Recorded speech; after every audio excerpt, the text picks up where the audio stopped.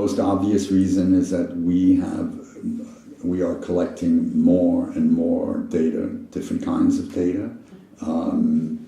It's an opportunity for health, for science research, for environmental research, for social research, to understand a lot more what the causes are, how interventions could help. So there are tremendous benefits.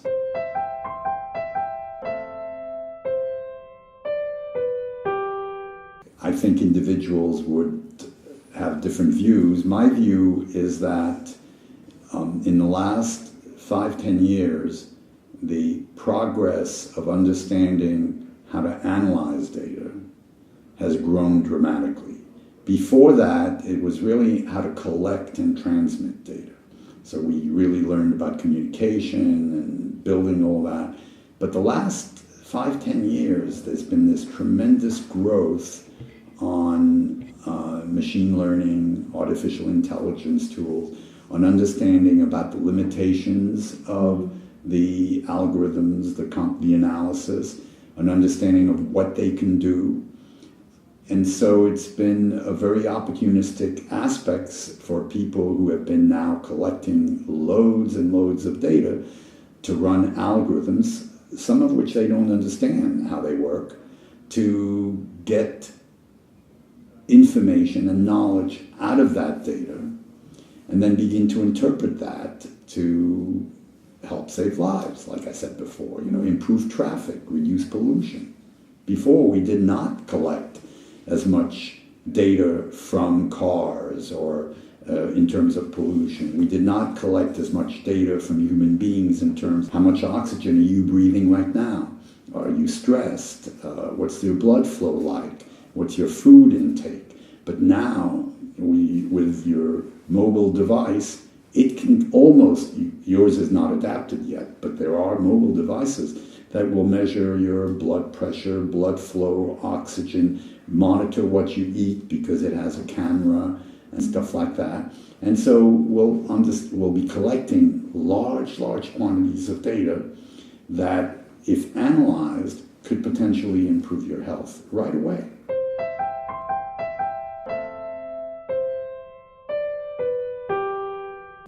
Misuse.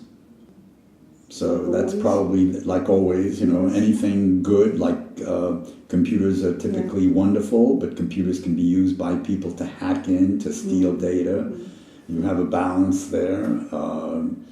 So I think visualization and analysis has the same issue. People are using machine learning to break into computers, which highlights how much we have to educate and build ethical views in individuals to make sure that most people work for the good.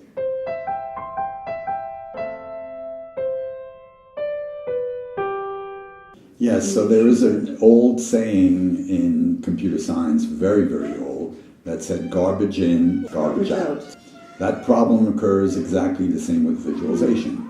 What we want to do and need to do is begin to have validation systems that will say things like, this data is not really that great.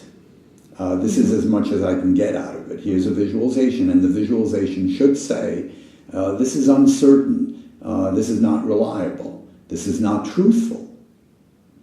And there are people now who are thinking, especially after the last elections around the world and what's going on, how do you identify that information that you see on television or on the web is valid, that it has verifications, that it has honesty, that it is not just a repetition of one person who said something and everyone said, oh, this is interesting, let me repeat it, repeat it. And all of a sudden, 500,000 repeat one statement that the person was just making a joke, maybe, or maybe trying to influence people. And so I think just like we have controls at airports, in cities, policing, just to protect the general public, I think we have to start establishing controls on communication, on the web. And that's a difficult people are very concerned about that. People are concerned about privacy and having other people look at information. People are concerned about security and being searched. Now we're concerned about the internet saying things that are not true, but we want freedom. This is a balance that always is difficult to decide. This is a very complex age today. We are really almost like when Gutenberg developed his printing press, where people thought this would be terrible because everyone would be able to read and figure it out, or different, eliminating the specialists and so on. I think we're at the age now very, very similar, where the internet is now a tool that everyone can use, and therefore we don't know what the next future will be like.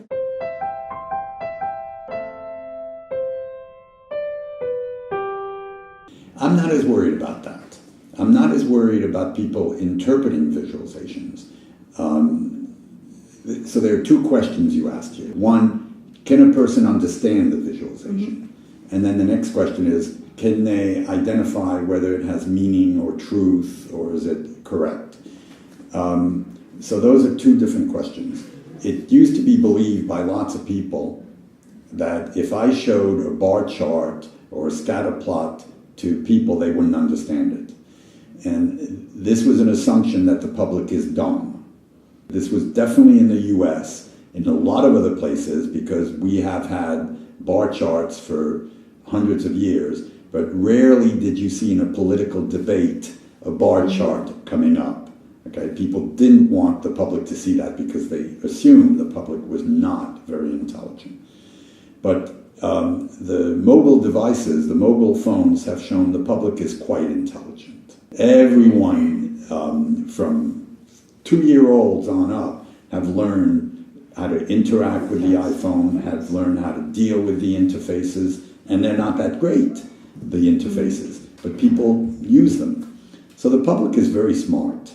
All right, so that's not the problem. The problem is when I put up a visualization, I can distort it.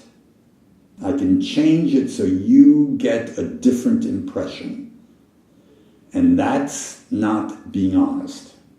But people do that all the time. Companies, when they have to show sales growth, may change the axes a little bit. They may not show something, and that's to influence their stockholders. Yeah, we need some ethical guidelines. But that's not going to be enough. I think we have to build measures inside visualizations, measures that are done by organizations or the government that require. Just like we have standards on food, this is doesn't contain or contains 1% salt and so on. I think we have to do the same for different measures on visualizations and data, and begin to say, so that you as an individual can start looking at the little description of the data, and you see right away, wait, this is too low on truth.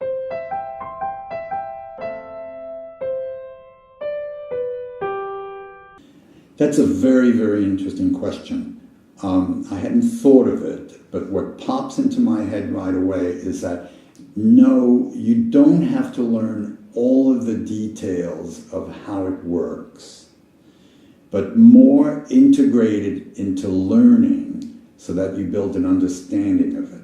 So for example, you don't, or many children do not know the internals of how a car works. You may, many people don't. They don't care that there are pistons and gas flow. That's not relevant anymore. Now they use the car and they've learned other things about the car.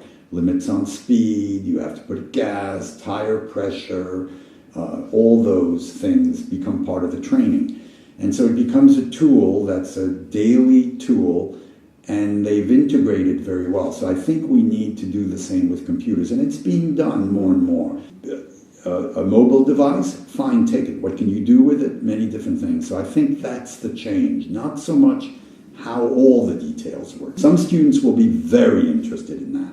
Oh, I want to understand and I want to program it. Wonderful. Okay. Others will say, no, I just want to use it for voting understanding. so everyone will use it in many different ways.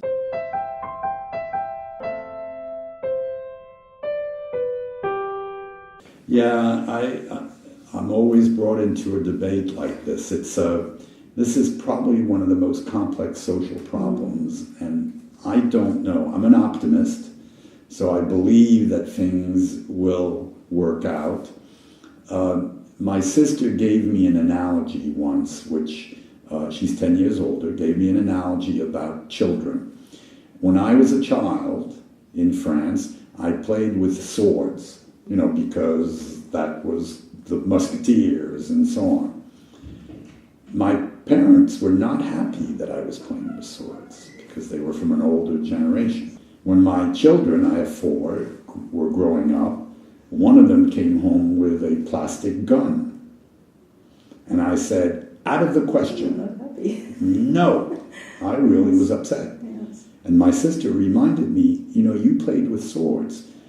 People play with different toys, but they have different interpretations. So that would be the positive view of these new games, virtual reality games. It's just part of the new technology they're playing. It should have very little effect. But we talked about the negative side of other things. What does it mean when all of a sudden you visit a party of teenage girls, 12-year-old girls, 7 girls, and they're all sitting on the floor or around, and they all have their mobile phone and they're chatting? Or I ride on the bus from Constance to the university, and every single person is looking down and interacting with their phone instead of hello next to me and talking, which used to happen 20 years ago. So there is an interesting question here about the social impact. It definitely is having effect. It's going to change us. Will it change us for the better or not? That's a debate, and you can analyze it psychologically and perceptually and so on, and you would find arguments, yes, there is changes occurring. You could examine it socially and say, we've survived thousands of years with changes like this, so we're likely.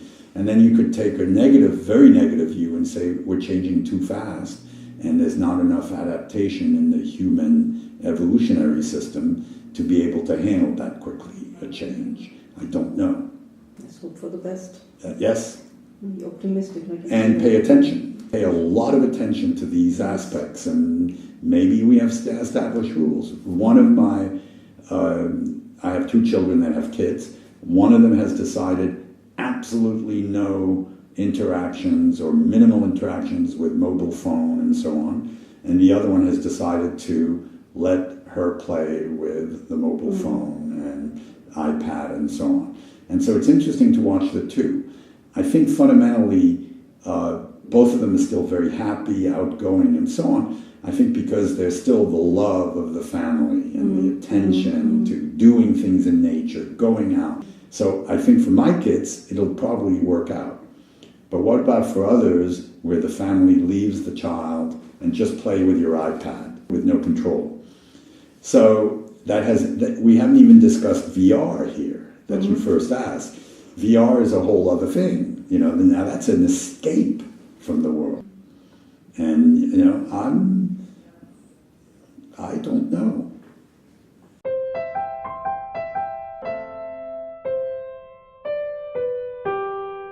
Oh yeah, I'm not finished.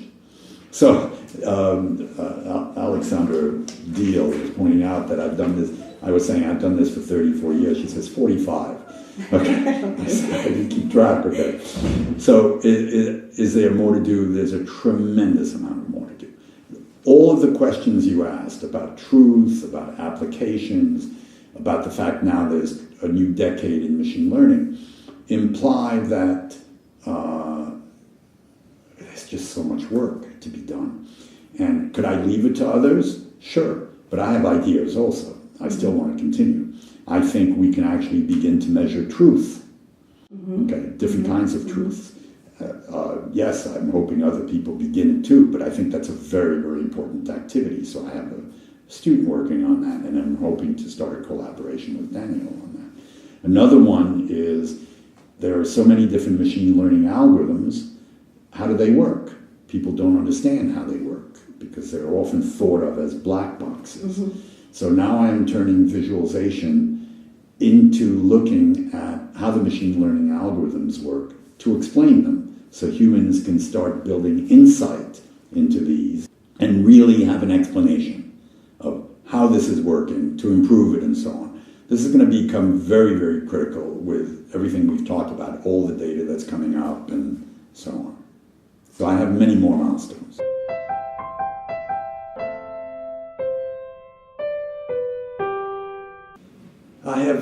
I would call these synchronous events, like Carl Gustav Jung, the psychologist, talks about synchronicity. I think I've had a few synchronous events that just are remarkable in my research. I'll tell you two. One was when I was a young graduate student working in mathematics. I was actually working on an extremely, extremely difficult problem, but I did not know it was difficult. It was very simple to state. I was at a conference in Paris. The University of Rochester paid for me to go to a conference, which was very rare in those days. And I am walking with Paul Erdős, one of the greatest number theorists. And he says, "What are you working on?" And I very proudly say, "I'm working on this very simple problem." And he stops and turns to me and says, "Don't. This is one of the hardest problems ever." Now, this is the most famous mathematician of all time. And I said, "Okay, bye." So we walk and we continue talking about other things.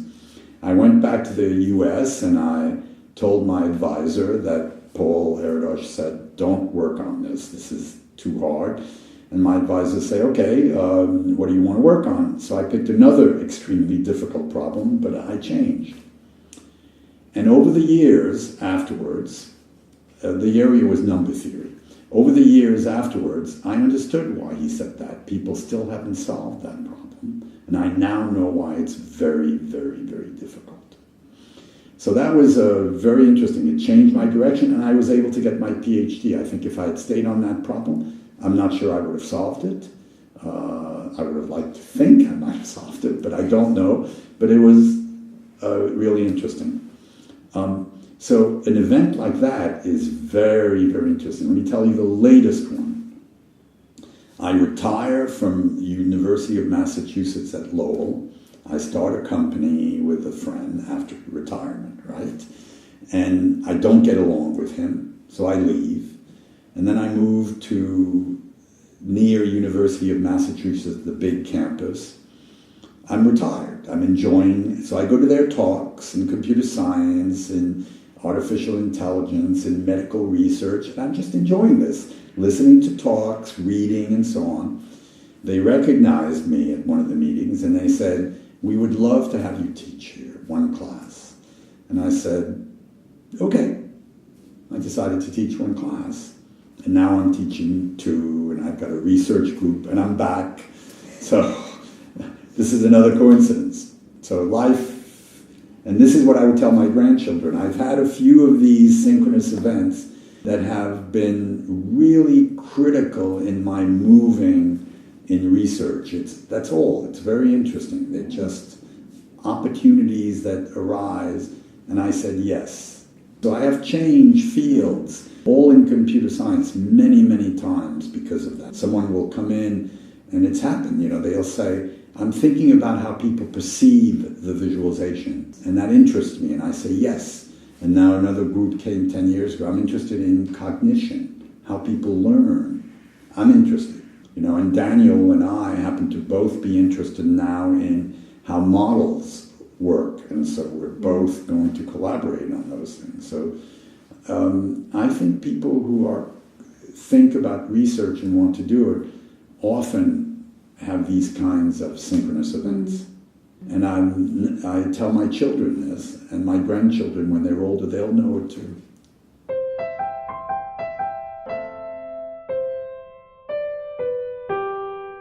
Working and thinking for me is unbelievably pleasurable. So it's not work. It's not stressful. I'm in the flow. It's just wonderful. The stress comes when my car is broken, when my daughter is ill, you know. But for me, talking technically, listening, learning is just wonderful. It's learning about the world, about how all this works.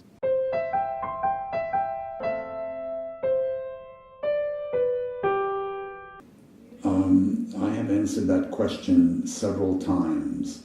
The first one is solve and work on big problems, not small ones.